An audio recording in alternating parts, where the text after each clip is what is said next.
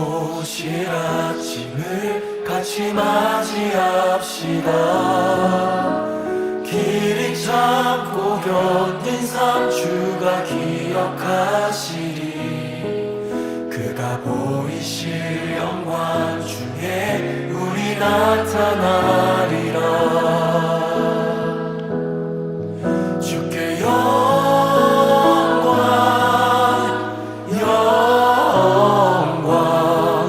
모든 찬양 받기 합당하시니 주께서 우리와 영원히 함께 하시리. 그의 부르심 따라 우리 함께 주를 노래합시다.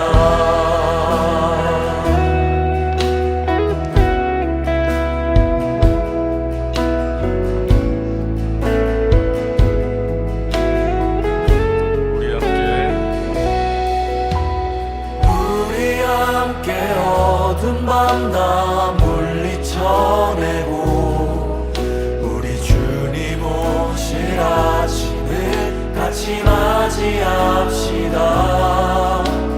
길이 참고 견딘 삶 주가 기억하시리. 그가 보이실 영광 중에 우리 나타나리라. 다시 한번 고백합시다. 우리 함께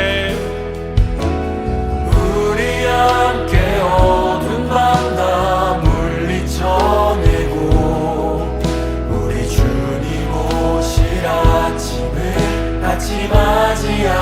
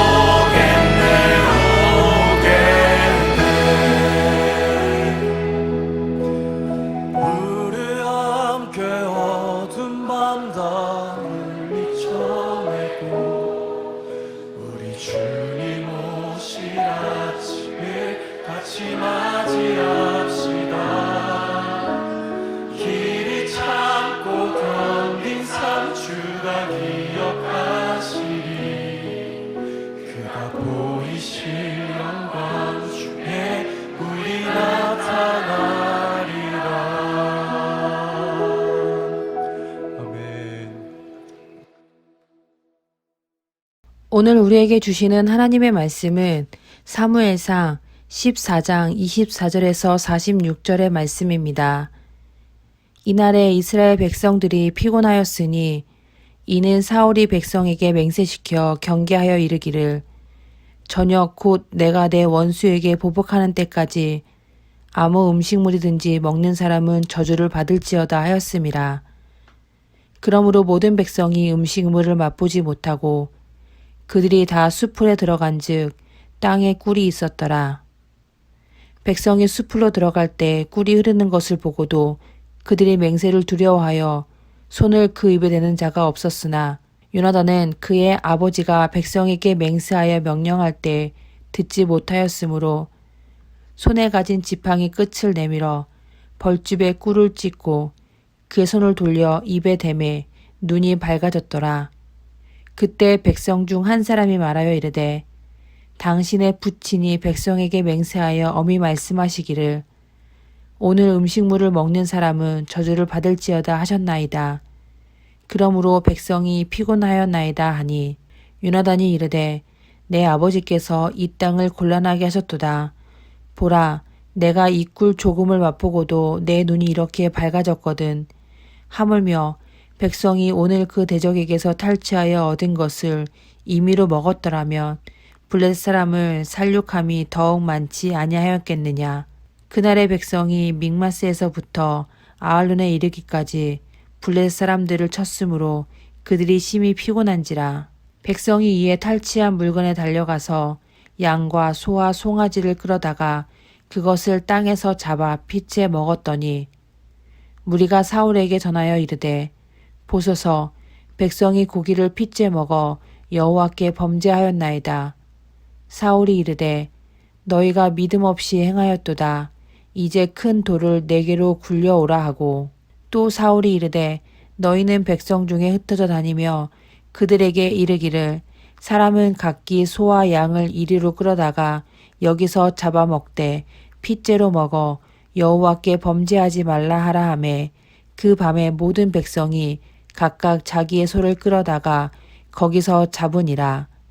사울이 여호와를 위하여 제단을 쌓았으니 이는 그가 여호와를 위하여 처음 쌓은 제단이었더라. 사울이 이르되 우리가 밤에 블레셋 사람들을 추격하여 동틀 때까지 그들 중에서 탈취하고 한 사람도 남기지 말자. 무리가 이르되 왕의 생각에 좋은 대로 하소서 할 때 제사장이 이르되 이리로 와서 하나님께 나아가사이다 하매 사울이 하나님께 묻자오되 내가 블레셋 사람들을 추격하리이까 주께서 그들을 이스라엘 손에 넘기시겠나이까 하되 그날에 대답하지 아니하시는지라. 사울이 이르되 너희 군대 지휘관들아 다 이리로 오라. 오늘 이 죄가 누구에게 있나 알아보자. 이스라엘을 구원하신 여호와께서 살아계심을 두고 맹세하노니 내 아들 요나단에게 있다 할지라도 반드시 죽으리라 하되 모든 백성 중 한 사람도 대답하지 아니하매 이에 그가 온 이스라엘에게 이르되 너희는 저쪽에 있으라. 나와 내 아들 요나단은 이쪽에 있으리라. 백성이 사울에게 말하되 왕의 생각에 좋은 대로 하소서 하니라. 이에 사울이 이스라엘의 하나님 여호와께 아뢰되 원하건대 실상을 보이소서 하였더니 요나단과 사울이 뽑히고 백성은 멸한지라. 사울이 이르되 나와 내 아들 요나단 사이에 뽑으라 하였더니 요나단이 뽑히니라. 사울이 요나단에게 이르되 내가 행한 것을 내게 말하라. 요나단이 말하여 이르되 내가 다만 내 손에 가진 지팡이 끝으로 꿀을 조금 맛보았을 뿐이오나 내가 죽을 수밖에 없나이다. 사울이 이르되 요나단아 내가 반드시 죽으리라. 그렇지 않으면 하나님이 내게 벌을 내리시고 또 내리시기를 원하노라 하니 백성이 사울에게 말하되 이스라엘의 이 큰 구원을 이룬 요나단이 죽겠나이까 결단코 그렇지 아니하니이다. 여호와의 살아계심을 두고 맹세하옵나니 그의 머리털 하나도 땅에 떨어지지 아니할 것은 그가 오늘 하나님과 동역하였음이니이다. 하여 백성이 요나단을 구원하여 죽지 않게 하니라. 사울이 블레셋 사람들을 추격하기를 그치고 올라가매 블레셋 사람들이 자기 곳으로 돌아가니라. 아멘. 요나단의 활약으로 이스라엘은 승기를 잡습니다. 블레셋을 베드아인까지 몰아붙였다고 성경은 말합니다. 베드아인의 정확한 위치는 전하지 않습니다만 그 단어에는 우상의 집이란 뜻이 있습니다. 곧 블레셋의 중심된 지역까지 진격하는 큰 승리를 목전에 둔 것 같습니다. 이때 사울왕은 매우 승리감에 도취되어 한 가지 명령을 내립니다. 원수에게 보복하는 것을 저녁까지 완성할 것이고 이때까지 어떤 음식도 먹지 말라. 사실 이것은 굉장히 이치에 맞지 않는 명령이라 할 수 있습니다. 목숨을 건 싸움을 계속하면 지칠 수밖에 없습니다. 틈나는 대로 허기를 채우고 또 나가서 전투를 해야 합니다. 전쟁을 승리로 이끌기 위해선 보급이 중요하다는 말이 괜히 있는 것이 아닙니다. 그런데 사울왕은 그 보급을 끊어버렸습니다. 100번 사울왕 편에 서서 왜 이런 명령을 했는지 생각해보면 승리를 갈망하는 마음을 하나님께 드리고자 전쟁 중에 금식을 선포한 것 같습니다. 그리고 자신이 하나님만을 의지한다는 것을 이 명령을 통해 백성들에게 알리고자 한 것 같습니다. 그러나 이것은 하나님이 요구하신 것이 아닙니다. 하나님은 전쟁 중인 이스라엘에게 금식을 요구하신 적이 없습니다.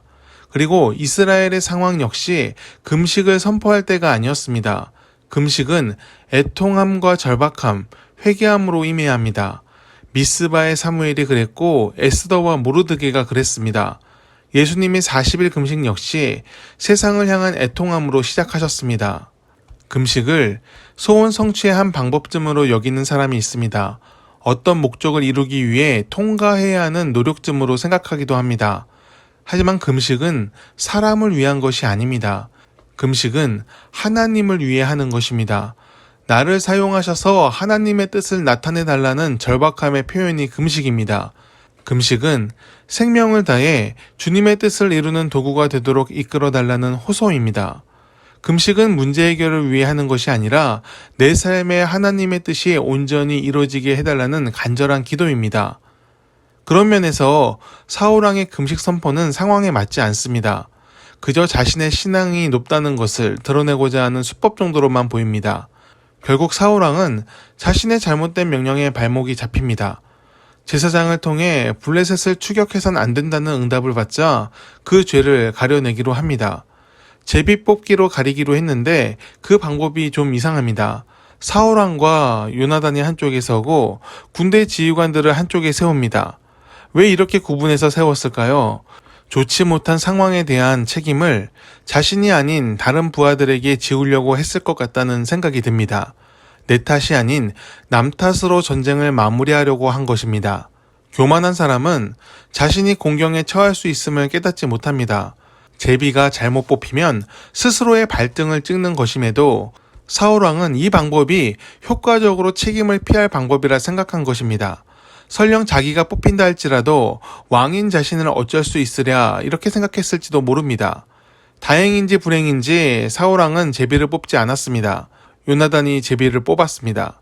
사울왕은 요나단을 죽일 것처럼 말합니다. 거기에 여호와의 이름까지 대며 바꿀 수 없다고 선포합니다. 하지만 죽이지 못합니다. 성경은 백성들이 뜯어 말렸다고 말합니다. 하지만 최종 결정을 한 사람은 사울왕입니다. 백성들은 말렸고 그는 그것을 못 이기는 척 요나단을 살렸습니다. 아무도 책임지지 않고 일은 마무리되었습니다. 요나단을 죽였어야 한다는 뜻이 아닙니다. 사울왕은 하나님의 이름을 너무 쉽게 마구 갖다 붙였습니다. 하나님을 위해 금식을 선포한 것처럼 말했고 하나님의 이름으로 요나단을 죽일 것처럼 말했습니다. 하지만 마지막엔 모든 것이 무효가 되었습니다. 사울왕은 하나님의 이름을 너무 가볍게 여겼습니다. 그 증거가 요나단을 살린 후 아무 조치가 없었다는 것입니다. 그는 거기서 속죄제라도 해야 했습니다. 회개의 기도를 올리고 하나님 앞에 무릎으로 나아가야 했습니다. 그런데 그는 그저 전쟁을 멈추고 돌아가 버렸습니다. 자신의 위신이 깎인 것만 신경 쓰며 그 자리를 떠난 것입니다. 그리스도인은 하나님의 이름을 가볍게 여겨선 안 됩니다. 하나님은 창조주이시고 구원자이시며 우리의 왕이십니다. 오늘 우리를 인도하시는 주인 되십니다. 우리는 그 앞에서 겸손해야 하고 그 뜻을 구하며 존중함으로 순종해야 합니다. 사람은 누구나 살다가 실수할 수 있습니다. 그리고 실수는 인생의 가장 잘 나가는 순간에, 제일 높이 오른 순간에 저지르는 경우가 많습니다. 사울왕이 승리감에 도취되어 그랬던 것처럼 우리 역시 그럴 수 있습니다. 그럴 때 우리에게 필요한 것은 빠른 되돌림, 회개입니다. 자신의 체면이나 지위에 신경 쓰기보다 하나님으로부터 멀어지고 버려질 것을 두려워해야 합니다. 하나님을 향한 두려움은 곧 경외함입니다. 하나님을 경외함으로 항상 주님 곁에 있는 우리 모두가 되기를 축원합니다. 기도하겠습니다. 하나님, 우리의 마음과 입술을 지켜 주옵소서. 주님을 경외하며 그 뜻을 잊지 않는 삶을 살게 하옵소서. 하나님의 이름을 무겁게 여기며 우리가 하나님의 사람임을 나타내게 하옵소서. 예수님의 이름으로 기도드립니다. 아멘.